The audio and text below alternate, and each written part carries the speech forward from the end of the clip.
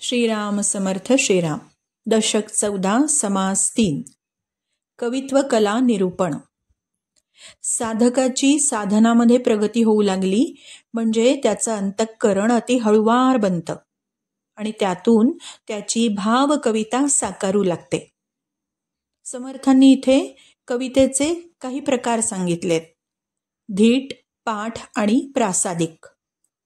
मनात आलेल्या विचारांवर जबरदस्तीने काव्य करणं ते धीट कवित्व झालं. पाठ म्हणजे पुष्कळ पाठांतर, मग पुष्कळ ग्रंथ बघायचे, पुस्तकं अभ्यासायची आणि त्यामधील काव्यासारखी कविता रचायची, ते पाठ कवित्व.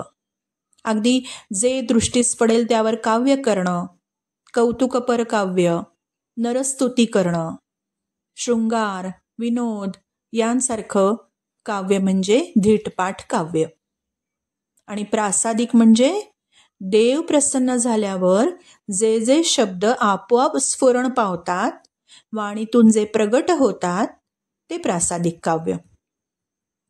कविता कशी असावी सांगताना समर्थ म्हणतायत, कविता निर्मळ, सरळ आणि मागचा पुढचा संदर्भ स्पष्ट करणारी असावी, आशयपूर्ण असावी. कवितेचे चरण नियमाप्रमाणे बांधलेले असावे आणि मुख्यतः भक्तिरसाने युक्त अशी कविता असावी. अक्षरबंध, पदबंध, चातुर्याने रचलेले निरनिराळे छंद, धाटी, मुद्रा अशांनी युक्त ती कविता असावी. देवाचे पराक्रम वर्णन करणारी असावी. लहान मोठ्या सिद्धींचं वर्णन, कार्यकारण भाव सांगणारी कविता असावी. असे अनेक मुद्दे कवितेबाबत सांगून त्यांनी कविता प्रकार वर्णन केलेला आहे.